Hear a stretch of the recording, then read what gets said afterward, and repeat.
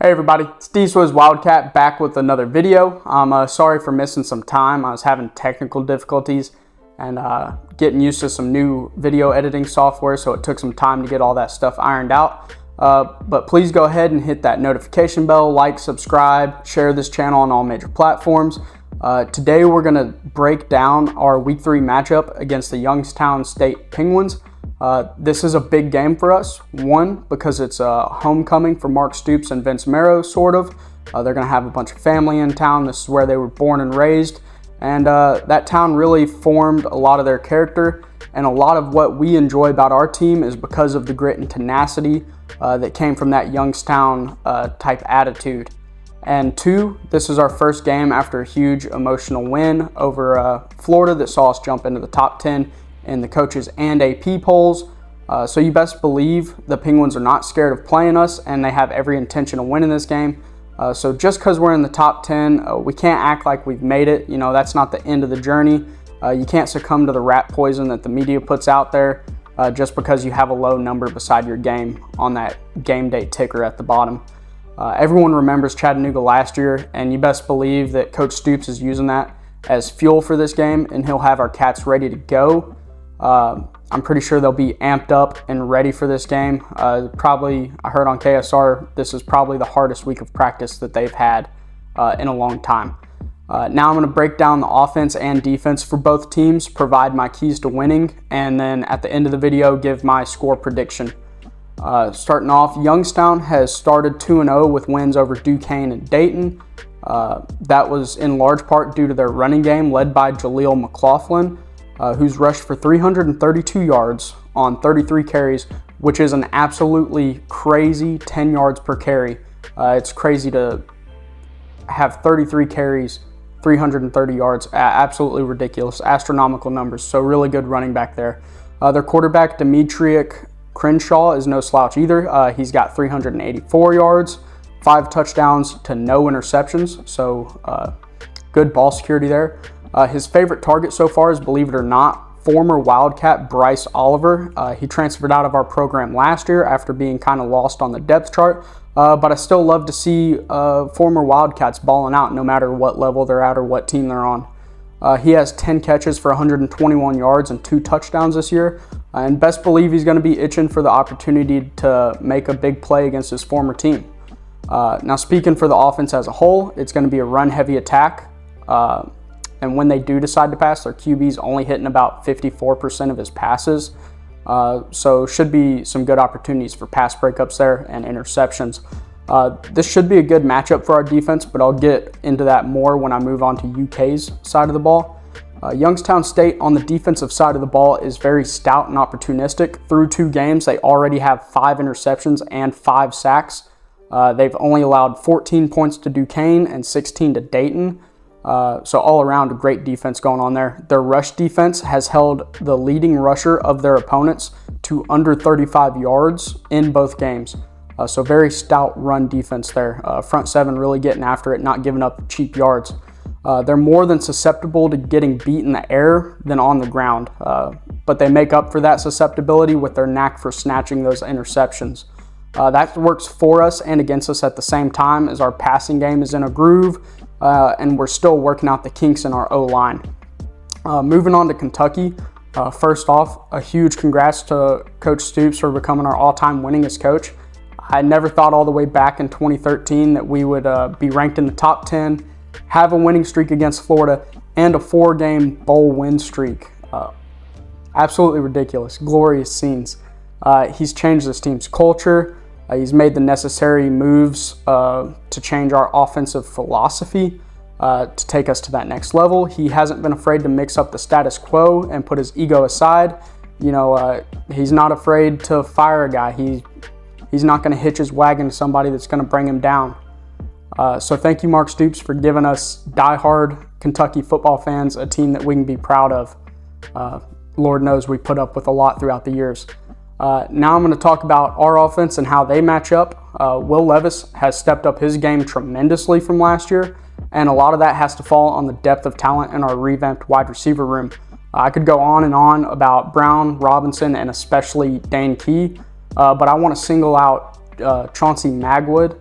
Just like Cavassier Smoke, this guy had been passed up by younger guys in the summer, but when his number was called, he's just made nothing but clutch play after clutch play. The touchdown to bust the Miami game wide open coming out of halftime, the tip drill that saved a drive against Florida this past week, and then also against Florida, the slant. And I think it was either the end of the third or the beginning of the fourth that he took about 20 yards downfield. He broke a tackle and worked his way through that secondary. But that helped us ice the game and put that game away. So everyone knew that our starting wideouts were going to be good, but we really needed that two deep guy. Somebody buried on the depth chart to really take a stand and really step up and make big plays when we have guys on the sideline. So big props to Chauncey. Our run game also got going in the second half versus Florida. Smoke banged some runs outside for clutch yardage. Our O-line started finishing blocks better and the missed assignments disappeared. 3 sacks in the first half, 0 in the second, so that was great to see. And I can't wait to see if that translates over to this game as well. They're going up against a tenacious defense that isn't going to give up easy yards. Like I said before, this is a good and bad matchup in some ways. I believe our passing game will have a big day, but I'm not sure our running backs will cross that century mark unless we break a big run at some point, like a 70-yarder, which is very possible in the wide zone scheme. But I say this will probably be another week of ironing out that run game, which that's not a problem as long as we keep at it and we're consistent. We should still have enough success to keep them honest and hit those big play action passes to the tight ends and deep post. In total, this should be a more explosive looking offense from the one we saw last week, passing wise. We slowed it down in the second half, just icing the game, or else Will could have thrown for 300 plus yards.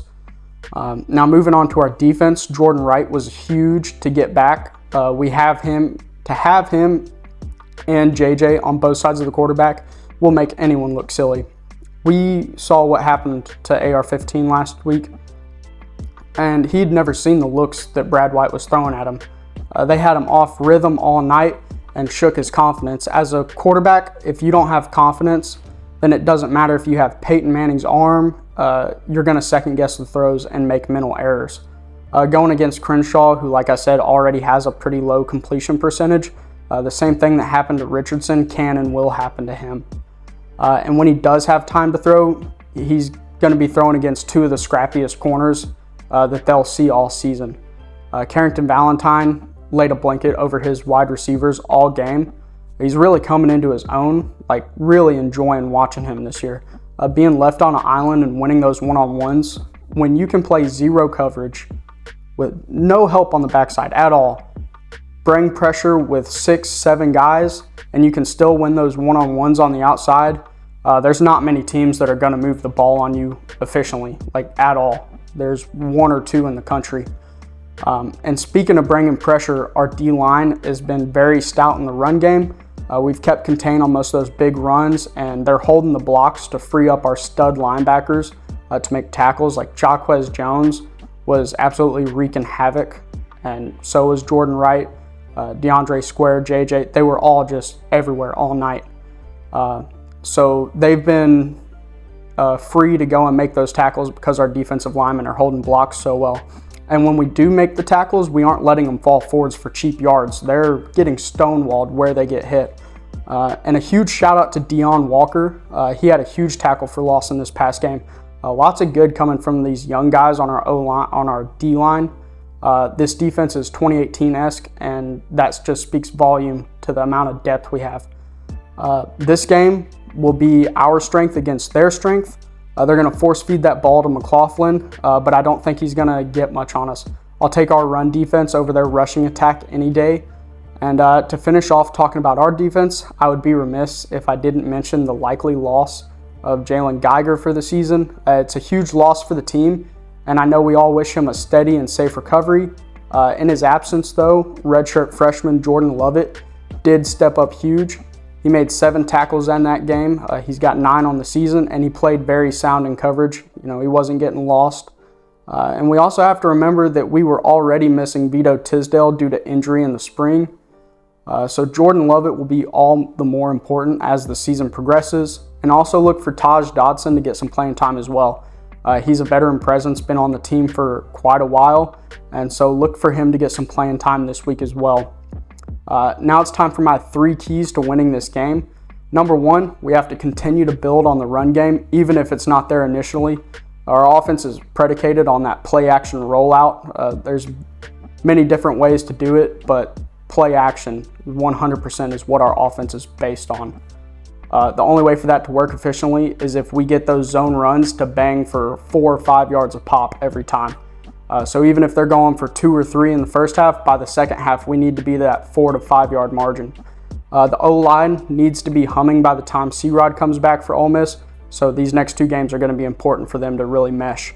Number 2, we need to stay in our rushing lanes. They've got a great running back that will make you pay if one guy's out of position. So we just need to play how we know that we can play on that side of the ball, and it should be a good day. And finally, number 3, I've already talked about this, but don't succumb to the rat poison that the media puts out. I know the polls are saying we're top 10.